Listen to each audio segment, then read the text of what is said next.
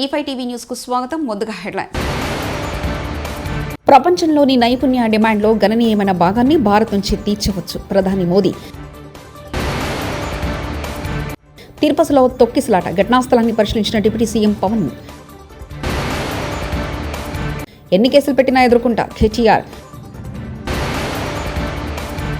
తొక్కిసలాట ఘటన బాధ్యులు ఏ స్థాయిలో ఉన్నా కఠిన చర్యలు హోంమంత్రి అనిత.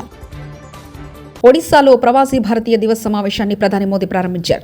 మరియు భారతదేశం దశాబ్దాల పాటు యువ నైపుణ్యం కలిగిన ప్రతిభావంతుల కేంద్రంగా ఉంటుందన్నారు. గ్లోబల్ డిమాండ్ను తీర్చడానికి యువత నైపుణ్యం మరియు నైపుణ్యం పెంచడంలో ప్రభుత్వ ప్రయత్నాలను ఆయన హైలైట్ చేశారు. ప్రవాసుల సంక్షేమం మరియు భద్రతకు అత్యంత ప్రాధాన్యత ఉందని ఓసీఐ లేకపోతే ఓసీఎల్ కార్డ్ ప్రయోజనాలతో సహా దౌత్య కార్యాలయాలు మరింత ప్రతిస్పందించడం మరియు కౌన్సిలర్ సేవలు విస్తరిస్తాయని ప్రధాని మోదీ హామీ ఇచ్చారు. स्किल डिमांड पूरी होगी. టీడీటీ తొక్కిసలాట ఘటన దురదృష్టకరం. దీనికి మనం ఎవరిని నిందించడం చింతించడం తప్ప మనం చేసేది ఏమీ లేదు. నేను ముందే చెప్పాను, పోలీసులు మేము చూసుకుంటామని చెప్పారంటూ టీడీటీ చైర్మన్ బిఆర్ నాయుడు తెలిపారు. నాకు తెలుసు ఏమో గొడవ అవుతుందేమో అనే నాలో అనుమానం ఉంది. నేను అధికారుల దగ్గర కూడా వ్యక్తం చేశాను. ఎస్పీ దగ్గర కూడా నేను టెంపుల్లో కనిపిస్తే చెప్పాను, మీరు ఆషామాషిగా తీసుకోవద్దండి, దీన్ని జాగ్రత్తగా చేయండి. అప్పుడు అన్నారు వాళ్ళు 5,000 మంది పోలీసులను పెడుతున్నామండి, మేము చూసుకుంటామండి, అది ఇది అని అన్నారు నాతో. ఇది దురదృష్టకరం. ఇప్పుడు ఎవరిని మనం నిందించలేము, ఒకలా ఇద్దరా అనేది. ఈ పొరపాటు జరిగిపోయింది. మరి దానికి చింతించడం తప్ప మనం చేసేదేం లేదు ఈ టైంలో. ఇప్పుడు కుట్రేమి ఉండవండి దీంట్లో. ఎందుకు ఉంటాయి కుట్రలు? కానీ అవన్నీ అబద్దాలు. ఇది యాక్సిడెంట్. ఎవరు కావాలని ఎవరు చేయరు. It is an purely accident. YSRCP కేంద్ర కార్యాలయంలో వైఎస్ఆర్సీపీ అధ్యక్షుడు మాజీ ముఖ్యమంత్రి వైఎస్ జగన్ను కలిసిన social media activist Peddireddy Sudharani. కుటుంబ సభ్యులు తమపై ఆకారంగా కేసులు పెట్టి వేధిస్తూ ఇబ్బందులకు గురిచేస్తున్నారని వైఎస్ జగన్కు వివరించిన సుధారాణి, కుటుంబ సభ్యులు సుధారాణి కుటుంబానికి అవసరమైన న్యాయ సహాయం అందజేస్తామని వైఎస్ జగన్ భరోసా ఇచ్చారు. కుటుంబానికి అండగా నిలుస్తామని హామీ ఇచ్చారు. ఈ సందర్భంగా వైఎస్ జగన్ను కలిసిన మాజీ మంత్రి Vidadala Rajini, MLC Lella Appireddy, advocate Poluri Venkatareddy, YSRCP social media organizing president Dodda Anjareddy. Hyderabad ప్రతిష్టను పెంచడానికి బ్రాండ్ ఇమేజ్ను అంతర్జాతీయ స్థాయికి తీసుకెళ్లేందుకు రాష్ట్ర మంత్రిగా ఎన్నో ప్రయత్నాలు చేశానని భారత కార్యనిర్వాహక అధ్యక్షుడు కేటీఆర్ అన్నారు.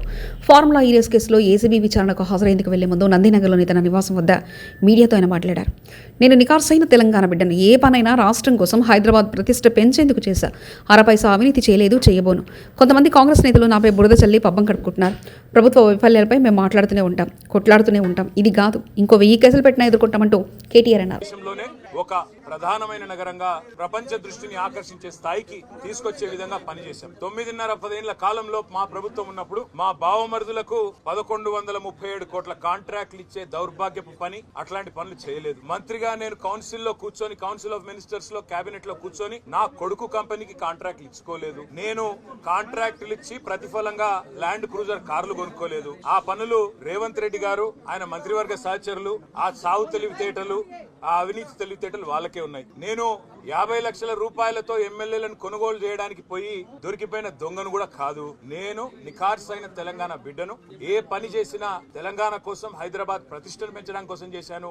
అరపైసా అవినీతి కూడా నేను చేయలేదు, చేయబోను. ఇవాళ కొంతమంది అర్థమయ్యి కాని వాళ్ళు, తెలిసి తెలియని వాళ్ళు ఏదో కొంత బురద జల్లి తాత్కాలికంగా మీడియా మేనేజ్మెంట్ ద్వారా రాజకీయ పబ్బం గడుపుకోవాలనుకునే కాంగ్రెస్ వాళ్ళకి నేను చెప్పేది ఒకటే, నిజం నిలకడ మీద తెలుస్తుంది. మీరు ఇవాళ చల్లే బురద నన్ను గాని మా పార్టీని గాని ఎట్టి పరిస్థితుల్లో మా దృష్టి ఏదైతే కేంద్రీకరించబడిందో దాని నుంచి తప్పించలేదు. మేము మాట్లాడుతూనే ఉంటాం, కొట్లాడుతూనే ఉంటాం. గత సంవత్సర కాలంగా విద్యుత్ ఛార్జీలు పెంచవద్దని కొట్లాడింది టీఆర్ఎస్. లగచర్లలో నువ్వు రైతులను జైల్లో పెడితే అడ్డుకున్నది టీఆర్ఎస్. నువ్వు హైడ్రా పేరిట ఇండ్లు కూలగొడితే అడ్డుకున్నది టీఆర్ఎస్.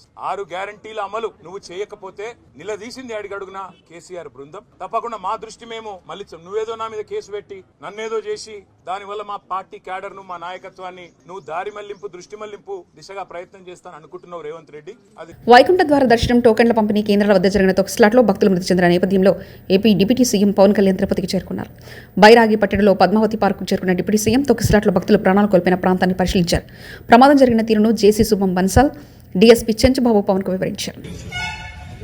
90 కౌంటర్లు, 9 సెంటర్లు, 90 కౌంటర్లు తొంభై కౌంటర్లలో తెల్లవారు నుంచి సాయంకాలం వరకు తమిళనాడు, కర్ణాటక, హైదరాబాద్, ఇది మన రాష్ట్రం నుంచి వచ్చిన తెల్లవారు నుంచి ప్రెగ్నెంట్ అయిపోయింది. ఎక్కడికక్కడ ఓపిక లేకుండా, మూలగాలు లేకుండా లోపల ఎక్కడికక్కడ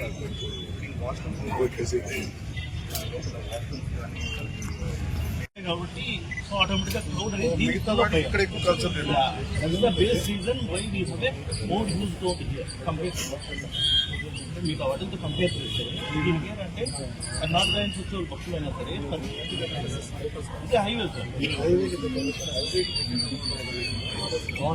రెండో తేరంటే ఇంకా సినిమాకి వెళ్ళామనుకో తమిళనాడు నుంచి వచ్చే భక్తులు ఈజీగా స్టాప్ చేస్తాను తమిళనాడు కర్ణాటక వాళ్ళు డైరెక్ట్గా బై వాక్ డిస్టెన్స్ వచ్చేది మిగతా అన్ని ఏంటంటే వేరే విధంగా వేరే అమ్మగా ట్రాన్స్పోర్ట్ తీసుకోవాలి నడుచుకుని బస్ స్టాండ్ కూడా నియర్ బై ఉంటుంది కదా పిల్లలందరూ ఇమీడియట్ పోతుంది క్రౌడ్ ఎక్కువ అవుతుంది బయట అంటే వీ హ్యావ్ లెస్ పోతుంది not watching this much crowd will come in to the picture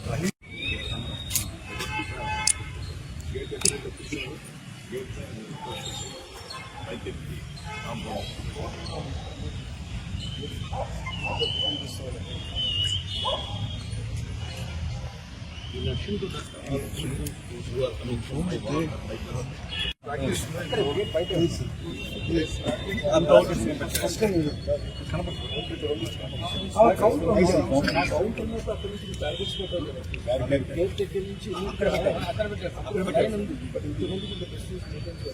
park అని షెల్టర్ తో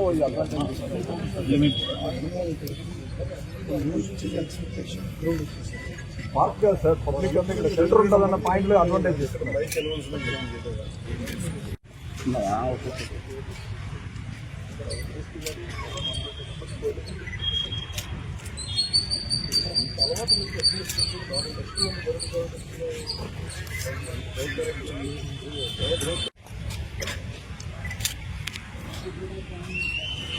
తిరుపతిలో తొక్కిసలాట ఘటన ప్రమాదమా కుట్ర అనే కోణంలో విచారణ చేస్తున్నామని హోంమంత్రి అనిత తెలిపారు.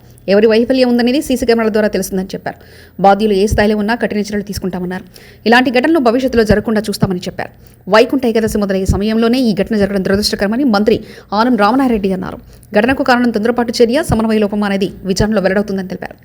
వ్యక్తులకి మంచి మెరుగైన చికిత్స ఇవ్వాలన్నదే ప్రభుత్వం యొక్క లక్ష్యం. ముఖ్యమంత్రి గారు ఆదేశాలు కూడా అలాగే ఉన్నాయి. దాదాపు ఇప్పుడు చనిపోయినటువంటి కుటుంబాల్లో ఏ విధంగా అయితే వాళ్ళకి నష్టం జరిగిందో ఆ నష్టాన్ని మనుషులనైతే తీసుకురాలేదు కానీ ప్రభుత్వం ఆ కుటుంబాలను ఆదుకోవాలని చేసే ప్రయత్నంలో ఇప్పుడే మా రెవెన్యూ మంత్రి గారు, ముఖ్యమంత్రి గారు ఆలోచనని ప్రకటించడం జరిగింది. ప్రతి చనిపోయినటువంటి వ్యక్తి కుటుంబానికి 25 లక్షల రూపాయలు ఎక్స్ గ్రేషియా కింద ఆ కుటుంబానికి చేర్చడానికి ఏర్పాట్లు చేయడం జరుగుతుంది. చాలా దురదృష్టకర సంఘటన.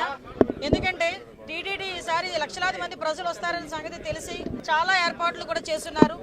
ఈ టీటీడీ చేసిన ఏర్పాట్లని, ప్రభుత్వం చేసిన ఏర్పాట్లని కూడా నిన్న ఉదయమే చాలా మంది భక్తులు కూడా కొనియాడిన సందర్భాన్ని కూడా సందర్భంగా గుర్తు చేయాలి. అక్కడ తొక్కిసలాట జరిగింది. దురదృష్టవశాత్తు ఓవరాల్ గా 6 చనిపోవడం జరిగింది. ఆ 6లోని కూడా ఎక్కువ మంది మన విశాఖపట్నం ప్రజలు వాసులు కూడా ఉండటం నిజంగా చాలా బాధాకరం. ఈ సంఘటన జరిగిన వెంటనే ఇమీడియట్ గా గౌరవ చంద్రబాబు నాయుడు గారు ముఖ్యమంత్రి వర్యులకి ఈ విషయం తెలియటం, వెంటనే హుటాహుటిని ఇక్కడ ఉన్న ఎస్పీ గారితో అదేవిధంగా కలెక్టర్ గారితో కూడా ఏం జరిగింది అని చెప్పి ఆరా తీసి ఇమీడియట్ గా టీటీడీ ఈవో అధికారులు అందరితో కూడా మీటింగ్ ఏర్పాటు చేసుకుని ఇమీడియట్ గా అక్కడ ఏం జరిగింది అన్నది సంగతి కూడా తెలుసుకోవడం జరిగింది. ఇంకా ఫర్దర్ గా జరగకుండా, ఎటువంటి ప్రాణ నష్టం జరగకుండా అక్కడ గాయపడిన ప్రతి ఒక్కరిని కూడా ఆసుపత్రికి తరలించి మెరుగైన వైద్యం అందించే వరకు కూడా మీరు అక్కడే ఉండాలని చెప్పి వాళ్ళందరికీ కూడా ఆదేశాలు ఇవ్వడం జరిగింది.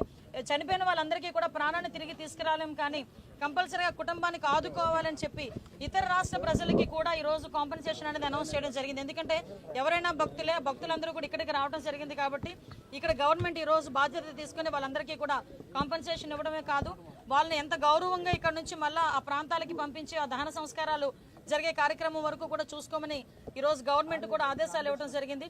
ఎవరైతే ఇందాక మీరు అన్నారు కొన్న సమన్వయ లోపమా, లేకపోతే ఏదైనా పోలీస్ వైఫల్యమా, లేకపోతే అడ్మినిస్ట్రేషన్ వైఫల్యమా, ఏది అన్నది చాలా క్లియర్ గా సీసీ కెమెరాస్ ప్రతి చోట ఉన్నాయి. మీకు తెలుసు, ప్రతి చోట ఉన్న సీసీ కెమెరాలో ఏం జరిగింది అన్నది కూడా మేము అధ్యయనం చేసుకుంటాం.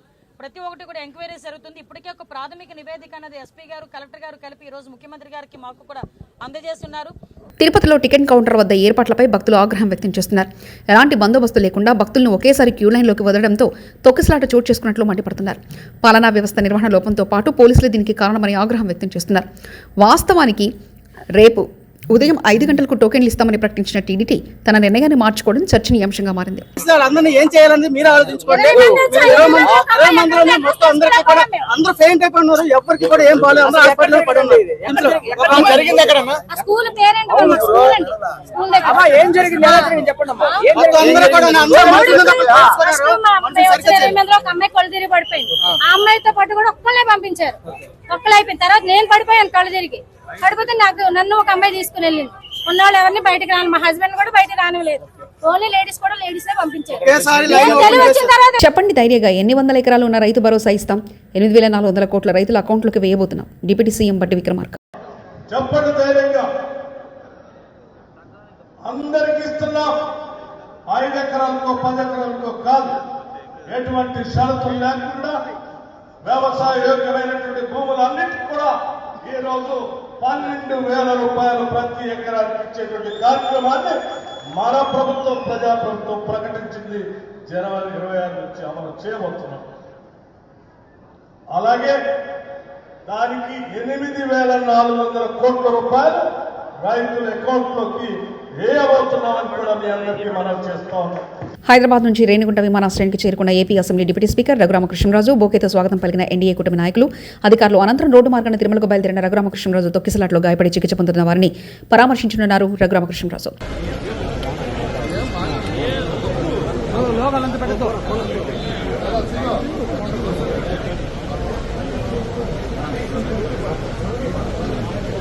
తెలంగాణ ముఖ్యమంత్రి రేవంత్ రెడ్డి డ్రామా బయటకు వచ్చింది. మొన్నే అల్లు అర్జున్ మీద సంధ్యా థియేటర్ ఘటనపై మర్డర్ కేసు పెట్టించి బెనిఫిషియర్లకు పర్మిషన్ ఇవ్వం, టికెట్ రేట్లు పెంచమన్నావు. మరి ఇప్పుడు గేమ్ చేంజర్ సినిమాకు నువ్వు టికెట్ రేట్లు పెంచి బెనిఫిషియర్లకు పర్మిషన్లు ఎందుకు ఇచ్చావు? నీకు తెలంగాణ ప్రజల మీద చిత్తశుద్ధి ఉంటే బెనిఫిషియర్లను రద్దు చేయి. నీకు 100 కోట్లు 1000 కోట్లు డీల్ ఇచ్చారా? ఒక రెడ్డి దిల్దాద్ వచ్చి రెడ్డికి చెప్తే డీల్స్ చేసుకుంటారా? కేఏ పాల్. తెలంగాణ హై డ్రామా ముఖ్యమంత్రి రేవంత్ రెడ్డి డ్రామా మరొకసారి బయటకు వచ్చింది.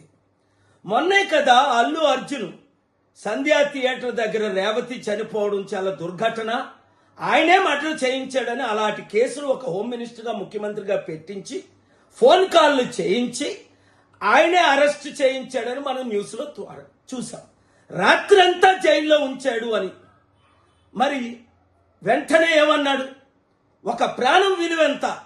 అబ్బా తమ్ముడు, మరి నువ్వే కదా అన్నావు మేము బెనిఫిట్ షోలకు పర్మిషన్ ఇవ్వం, టికెట్ల రేట్లు పెంచమన్నావు.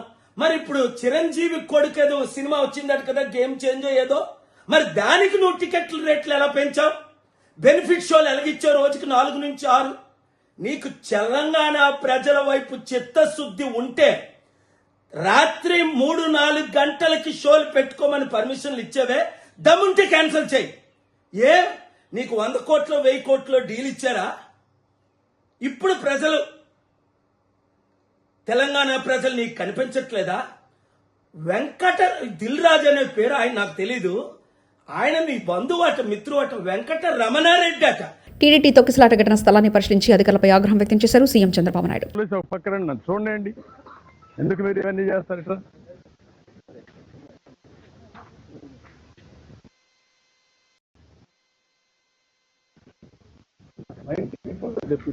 పోలీస్ బట్ అక్కడ దగ్గరలో ఉన్నది తీశారు, గేట్ దగ్గరలో తీశారు. గేట్ దగ్గర అవునాయా? నీకు ఇంతమంది క్రౌడ్ ఉన్నప్పుడు నువ్వు గేట్ తీసినప్పుడు అది మెయిన్ గేట్ తెలుసా నీకు? హ్యూమన్ సైకాలజీ అర్థం చేసుకున్నావా? యాజ్ కలెక్టర్ హ్యూమన్ సైకాలజీ ఏంటి? దర్శనానికి పోవాలి, టికెట్లు కావాలి, అందుకు వచ్చి వెయిట్ చేస్తున్నారు, ప్యానిక్ గా ఉంటారు. అర్జెన్సీ వచ్చింది, అనౌన్స్మెంట్ చేయాలి. టీడీటీ తొక్కిసలాట ఘటనపై కాంగ్రెస్ నాయకుడు చింతామోహన్ సంచలన వ్యాఖ్యలు చేశారు. తొక్కిసలాట వల్ల కాదు, భక్తులు వాలంతర వాలే పడిపోయారు. ఇందులో టీడీపీ వైఫల్యం ఏమీ లేదు. తిరుమలలో తొక్కిసలాట జరగలేదు. గంటల తరబడి ప్రయాణం చేసి ఏమీ తినకుండా ఆకలితో భక్తులు లైన్లో నిలబడ్డారు.